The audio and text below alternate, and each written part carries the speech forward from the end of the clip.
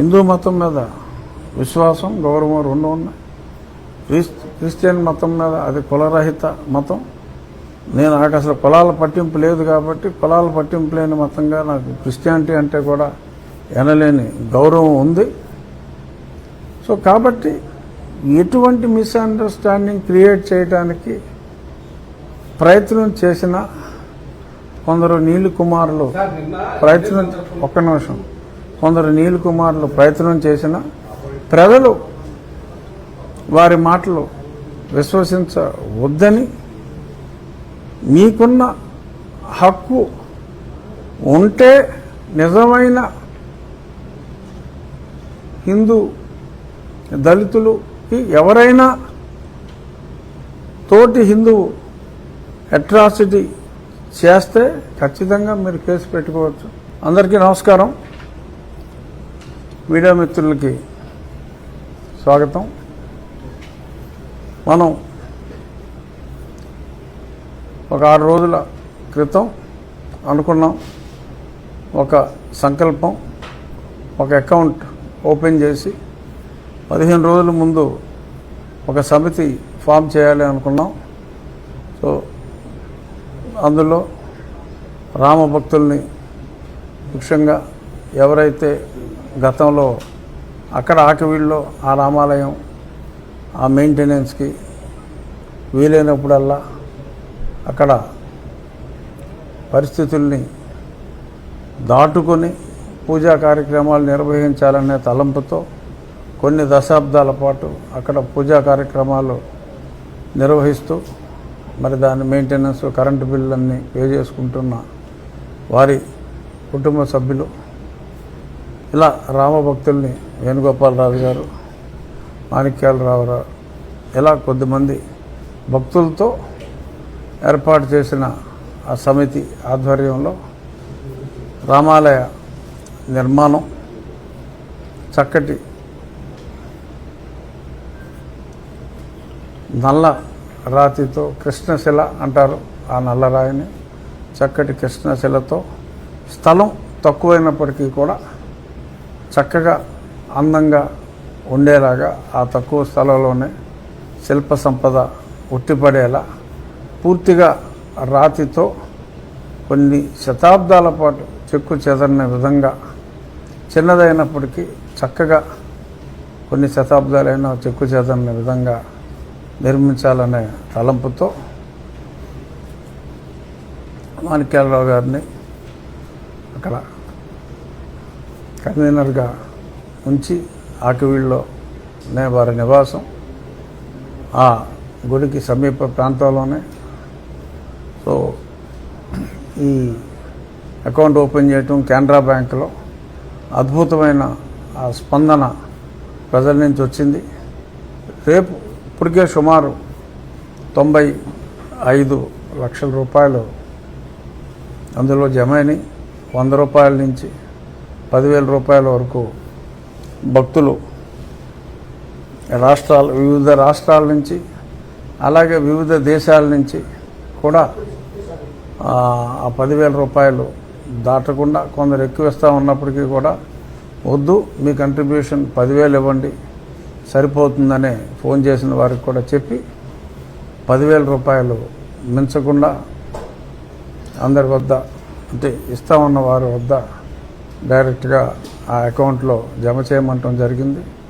కొందరు 10,000 రూపాయల చెక్స్ కూడా ఈరోజు కూడా తీసుకొచ్చి ఇవ్వటం జరిగింది. అవి కూడా రేపు ప్రజెంట్ చేసి, ముందుగా ఇంకా చాలామంది భక్తులు మేము ఒక ధ్వజస్తంభం, ఒక భక్తులు వచ్చి ఆ ధ్వజస్తంభాన్ని అంటే టేకు చెక్కతో ఉండే ఒక టేకు చెట్టు ఆర్ దానికి కొన్ని స్పెసిఫిక్ వృక్షాలు ఉన్నాయి. ఆ వృక్షం, ఆ మాను నిటారుగా ఉన్న ఆ మాను మేము ఆ దేవాలయానికి సమకూరుస్తామని చెప్పి కొద్దిమంది భక్తులు కూడా నాకు ఫోన్ చేయటం జరిగింది. సో అంచేత రేపు గుడి కట్టడం ఒక ఎత్తు, గూడు కట్టిన తర్వాత శాశ్వతంగా ధూపదీప నైవేద్యాలు వీటికి మెయింటెనెన్స్ చేయటం ఒక ఎత్తు. పూర్వం రోజుల్లో అంటే రాజులు కావచ్చు, లేకపోతే ఆ ఊర్లో దాతలు దేవాలయాలు నిర్మించినప్పుడు కొన్ని ఎకరాలు కూడా దానం చేసి వాటి మీద వచ్చిన ఆదాయంతో ఆ దేవాలయాలు నడిచేలా ఎన్నో ఏర్పాట్లు చేసేవారు. ఇప్పుడు అంతంత భూమి ఇవ్వటం అది సాధ్యమయ్యే పని కాదు కనుక వచ్చే వడ్డీతో ఒక పూజారి అప్పుడప్పుడు చిన్న చిన్న కార్యక్రమాలు చేయాలన్నా నిత్య నైవేద్యం ధూపదీప నైవేద్యాలకి అవసరమయ్యే అమౌంట్ కూడా ఒక ఫిక్స్డ్ డిపాజిట్ బ్యాంకులో వేసి ఆ నిధులతో ఆ వచ్చే వడ్డీతో నెల నెల వచ్చే వడ్డీతో ఆ మెయింటెనెన్స్ కూడా ఎవరి మీద డిపెండ్ అవ్వకుండా చక్కగా నడిచే విధంగా కూడా చాలామంది సూచనలు చేశారు. రేపు ప్రారంభమైన తర్వాత ఇంకా చాలామంది భక్తులు కూడా మేము ఐటెం వైజ్ కూడా కంట్రిబ్యూట్ చేస్తూ ఉన్నారు. ఏదేమైనా ఈ దేవాలయ నిర్మాణానికి ధనం అనేది అసలు సమస్య కాదు. నేను నా స్నేహితులు చాలు ఎంత ధనమైనా ఖర్చు పెట్టి ఆలయం నిర్మించడానికి. కానీ ప్రజలు ఉండాలి. 100 రూపాయలు 200 రూపాయలు చిన్న చిన్న కంట్రిబ్యూషన్స్ ప్రజల వద్ద నుంచి వచ్చి ఇది ప్రజల గుడి, ప్రజలు నిర్మించుకునే రామ మందిరం ఇది. సో కాబట్టి ప్రజల కొరకు ప్రజలే నిర్మించుకున్న ఈ మందిరం, ఈ రామ మందిరం, ఈ రామాలయం వారి కంట్రిబ్యూషనే ఎక్కువ ఉండాలనే తలంపుతో ఈ రకంగా ఒక రెస్ట్రిక్షన్ పెట్టుకుని ఇంతకు మించి డొనేషన్ వద్దు అనే ఒక రెస్ట్రిక్షన్ పెట్టుకుని మేము ప్రజలకి వినతి ఇవ్వటం జరిగింది. ఊహించిన దానికంటే ఇంకా ఎక్కువగా రెస్పాన్స్ వచ్చింది. రేపు మాణిక్యాలరావు గారు ఆక్వీడు కెనరా బ్యాంక్ వారికి అఫిడవిట్ ఇచ్చి ప్రస్తుతానికి మేము ఈ అకౌంట్ ఇక్కడితో డొనేషన్ల స్వీకరణ ఆపుతున్నామని చెప్పి రేపు చెప్పడం జరుగుతుంది. సో అది ప్రాసెస్ చేయాలి. సో రేపు ఖచ్చితంగా రేపు సాయంత్రం నుంచి ఫర్దర్ విరాళాలు స్వీకరించవలసిన అవసరం కూడా ఉండదు.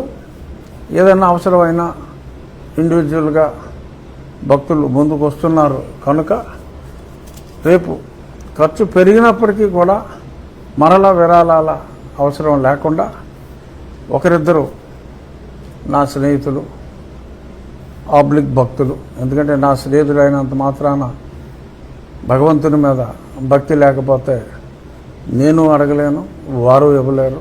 సో కాబట్టి భక్తుల సహకారంతో ఇక ఏదన్నా కొంచెం ఎక్స్ట్రా ఖర్చు అయినప్పటికీ కూడా భక్తుల సహకారంతో అది పూర్తి చేయడం జరుగుతుంది.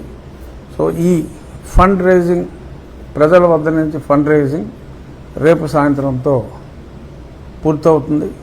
సుమారు ₹1,00,00,000 ఏదన్నా ఒక 50,000 40,000 ఒకవేళ తక్కువైనప్పటికీ కూడా అది కంప్లీట్ చేసి ₹1,00,00,000 నిధితో ఈ రామాలయ నిర్మాణం ప్రారంభిస్తాం. పండితులతో మాట్లాడుతున్నాం. త్వరలో మే 3వ తారీఖు కూడా ఒక ముహూర్తం ఉంది అని చెప్పి వేణుగోపాలరాజు గారు కొంతమంది ఆగమశాస్త్ర నిపుణులతో పండితులతో మాట్లాడటం జరిగింది. అన్నీ అనుకూలిస్తే ఆ తారీఖు, లేదంటే ఎందుకంటే రామాలయం అంటే కష్టాలు ఉంటాయి. అయోధ్య రామాలయం నిర్మించడానికి ఓకే, దానికి శతాబ్దాలు పట్టింది అనుకోండి. ఇది ఇటువంటి బాలారిష్టాలు ఉండే అవకాశమే లేదు. ఏదైనా చిన్న చిన్న చికాకులు లాంటివి నీలికుమారులు ఏదైనా వృధా ప్రయత్నాలు చేసినప్పటికీ కూడా ఇబ్బంది ఏమీ లేదు. ఖచ్చితంగా ఈలోపు మంచి ముహూర్తం చూసుకొని డిజైన్ ప్రకారం ఆ కృష్ణశిల, ఆ రాళ్ళు, ఆ మందిర నిర్మాణానికి కావలసిన రాళ్ళు ఇవన్నీ కూడా ఆర్డర్ ఇవ్వడం జరుగుతుంది. అలాగే సైట్ క్లియరెన్స్ కూడా, చిన్న స్థలమే కాబట్టి 4 సెంట్ల స్థలమే, ఆ సైట్ క్లియరెన్స్ కూడా మంచి ముహూర్తం చూసుకొని ప్రారంభిస్తాం త్వరలోనే. అంటే బేసిక్గా చాలామంది భక్తులు మాణిక్యాలరావు గారికి, నాకు కూడా ఫోన్ చేసి అడుగుతున్నారు, ఎప్పుడు పని ప్రారంభిస్తున్నారు అని ఎంతోమంది ఫోన్ చేసి అడుగుతున్నారు. నిర్మాణం ఎప్పటికి పూర్తవుతుంది అని అడుగుతున్నారు. అందుకనే ఈ ప్రెస్ మీట్. త్వరలోనే ఖచ్చితంగా శంకుస్థాపన చేయటం అనేది మే నెలలో జరిగినప్పటికీ పని ప్రారంభం అంటే రాళ్ళన్నీ కూడా, అంటే మొత్తం శిలతో మనం చేసేది కాబట్టి ఆ రాళ్ళన్నీ కూడా వచ్చే వారం ఒక మంచి రోజు చూసుకొని 2-3 ఈ క్వారీ వాళ్ళతో ఆల్రెడీ సంభాషణలు చేస్తున్నాం. వారికి ఆర్డర్ ఇచ్చి ఆ పని సైమల్టేనియస్గా ప్రారంభం అవుతుంది. ఒకసారి మనం గ్రౌండ్ రెడీ చేసుకున్న తర్వాత ఒక 2 నెలల్లో ఆ రాళ్ళు రెడీ అయితే, పాలిష్ చేసి ఆ డిజైన్ ప్రకారం అయితే మనం సైట్లో ఎరెక్షన్ చాలా త్వరితగతిన అవుతుంది. గతంలో అంటే సైట్లలోనే ఆ శిల్పులు టిక్కు టిక్కు టిక్కు టిక్కు కొట్టుకోవాల్సి వచ్చేది. ఇప్పుడు అటువంటి అవసరం లేకుండా డిజైన్ రెడీ అవుతాయి. ఈ వివరాలు తర్వాత మాట్లాడతా. మాకు అక్కడ ఒక దగ్గర ఎక్విప్మెంట్ అంతా ఉంది. అక్కడ ఒక దేవాలయ నిర్మాణం జరుగుతుంది. అక్కడే ఈ మనకు కావలసిన డిజైన్లన్నీ కూడా సైమల్టేనియస్గా తయారు చేసుకోవడం జరుగుతుంది. అవన్నీ కూడా సైట్కి వచ్చిన తర్వాత 3-4 నెలల కాలంలో త్వరితగతిన ఆ దేవాలయ నిర్మాణం కూడా ఉన్న టెక్నాలజీని కూడా వాడుకుంటూ ఆ దేవాలయ నిర్మాణం క్రేన్స్ చిన్నదైనా కూడా, ఈ స్థలం చిన్నదైనా కూడా ఒక క్రేన్ సహాయంతో డిజైన్ ప్రకారం ఆ రాళ్ళన్నీ, ఆ శిల్పాలన్నీ కూడా తీసుకుని వచ్చి శిల్పకళ ఉట్టిపడేలా వారు చెప్పింది. మా శివనాగిరెడ్డి గారు ఎవరైతే ఇదంతా కోఆర్డినేట్ చేస్తున్నారో, స్థపతి గారు, ఆయన అయోధ్యలో కూడా ఆ మొత్తం ఆయన పురావస్తు శాఖలో కూడా నిపుణులు. అయోధ్య పురావస్తు శాఖ వారు చేపట్టిన దానికి ఒక లైబ్రరీ లాగా కూడా అక్కడ ఒక సంస్థలాగా పెట్టారు. అందులో కూడా ఆయన సభ్యులు. వారి ఆధ్వర్యంలోనే ఇదంతా జరుగుతుంది. దీన్ని స్పష్టంగా గతంలో కూడా చెప్పడం జరిగింది. వారి ఆధ్వర్యంలో వారి అసిస్టెంట్ సుధాకర్ సింగ్ అని, ఆయన కూడా స్థపతి. సో ఆయన డైరెక్ట్గా ప్రతిరోజు ఆ సుధాకర్ సింగ్ నిరంతర పర్యవేక్షణలో, శివనాగిరెడ్డి గారి పర్యవేక్షణలో 7 నుంచి 8 నెలల కాలంలో, అంటే 0 డేట్ మనం ఏప్రిల్ 15వ తారీఖు మనం 0 డేట్ అనుకుంటే, సో 9వ నెలలో 8 నెలల పూర్తయ్యే లోపు 9వ నెలలో ఖచ్చితంగా పూర్తయ్యే అవకాశాలు చాలా ప్రస్ఫుటంగా ఉన్నాయి. ఇంకా ఫాస్ట్గా చేయడానికి కూడా ప్రయత్నం చేస్తాం. ఎందుకంటే ఒకసారి స్టోన్స్ అన్నీ వచ్చిన తర్వాత రాత్రి పగలు పెద్ద భేదం ఏమీ లేదు. నీట్గా ఫ్లడ్ లైట్స్ వేసుకుని సరైన దేవాలయ కార్మికుల్ని తీసుకుని వచ్చి ఇంకా ఫాస్ట్గా చేసే అవకాశం ఉంది. ఈలోపు దానికి వెళ్ళే దారులు ఆ రామాలయ ప్రాంగణానికి వెళ్ళే ఒక రోడ్డు ఈ ఆక్వీల్ నుంచి కాకుండా అలా ఐబీవరం నుంచి కూడా మార్గాలు ఉన్నాయి. ఆ 1-2 మార్గాలన్నీ కూడా చక్కగా అక్కడ డ్రైనేజ్ వ్యవస్థల కొన్ని లోపాలు అన్నీ ఉన్నాయి. అవన్నీ కూడా ఈ గుడి వలన అవన్నీ కూడా సరిచేసి ఆ చుట్టుపక్కల కూడా ఆ దేవాలయం ఎంట్రీ ఒక సైడ్ నుంచి వస్తే ఇంకొక సైడ్ నుంచి వెళ్ళేలాగా అవన్నీ కూడా కొంచెం ఆ వాతావరణం అంతా కాస్త ఆహ్లాదంగానే ఉండేలాగా, దేవాలయం అంటే ఒక పవిత్రమైన వాతావరణం కూడా అవసరం కాబట్టి మనశ్శాంతిగా ప్రార్థించుకోవడానికి అటువంటి ఇన్ఫ్రాస్ట్రక్చర్ కూడా ఆ ప్రాంతంలో ఉండేలాగా, అక్కడ ఓపెన్ డ్రైన్స్ అన్నవే లేకుండా ఉండేలాగా ఆ కృషి కూడా చేయడం జరుగుతుంది. హిందూ మతం మీద విశ్వాసం, గౌరవం 2 ఉన్నాయి. క్రిస్టియన్ మతం మీద అది కులరహిత మతం. నేను నాకు అసలు కులాల పట్టింపు లేదు కాబట్టి కులాల పట్టింపు లేని మతంగా నాకు క్రిస్టియానిటీ అంటే కూడా ఎనలేని గౌరవం ఉంది. సో కాబట్టి ఎటువంటి మిస్అండర్స్టాండింగ్ క్రియేట్ చేయడానికి ప్రయత్నం చేసిన కొందరు నీలి కుమారులు ప్రయత్నం చేసిన ప్రజలు వారి మాటలు విశ్వసించవద్దని, మీకున్న హక్కు ఉంటే నిజమైన హిందూ దళితులుకి ఎవరైనా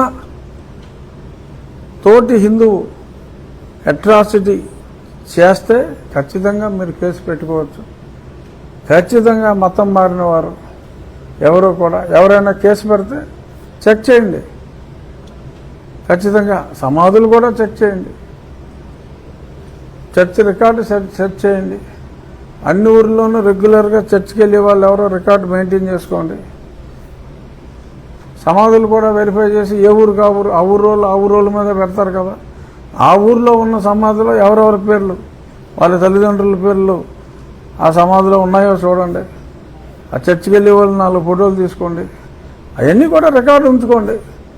రికార్డు ఉంచుకుంటే వారెవరికి కేసులు పెడతానికి లేదు. మనం మాట్లాడేది ఆ కేసుల వరకే మాట్లాడుతున్నాం. అది సో ఇటువంటి ఆగడాలు వద్దు, కలిసి బ్రతుకుదాం. మీరు బతకండి, మమ్మల్ని బతకనేయండి.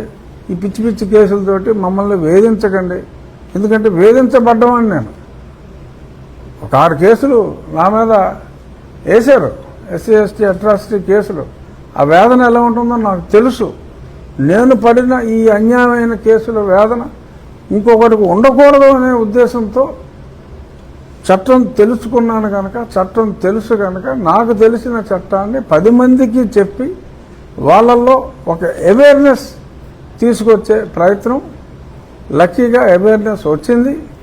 మీ ద్వారా కూడా అవేర్నెస్ 10 మందికి తెలిస్తే ఇంకా మంచిది. సో ఇది దీని గురించి గుడి ప్రోగ్రెస్ స్పష్టంగా అర్థమైంది కదా. ముందుకెళ్తున్నాం. ఈ వారం రాబోయే వారం రోజుల్లో మంచి ముహూర్తం చూసుకుని పేమెంట్ ఇస్తాం. ఆ పని వేగంగా మొదలవుతూ ఉంటుంది. సైట్లో కూడా పని మొదలవుతుంది.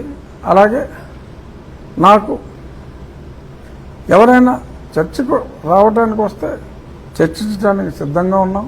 అలాగే రేపు మహాసేన రాజేష్ గారు కూడా రేపు మేము కలుస్తున్నాం విజయవాడలో. సో కలిసి ఆయనతో కూడా మాట్లాడటం జరుగుతుంది.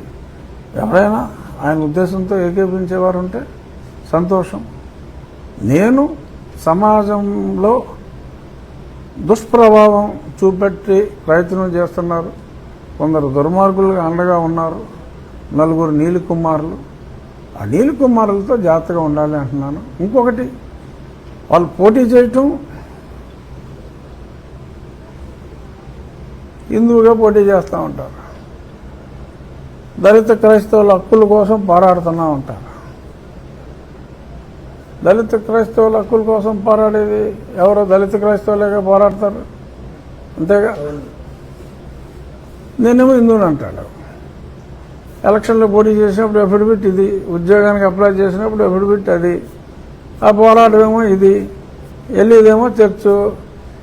హిందూ మతాన్ని తిడతారు, హిందూ ధర్మాన్ని తిడతారు, హిందువుని అంటారు.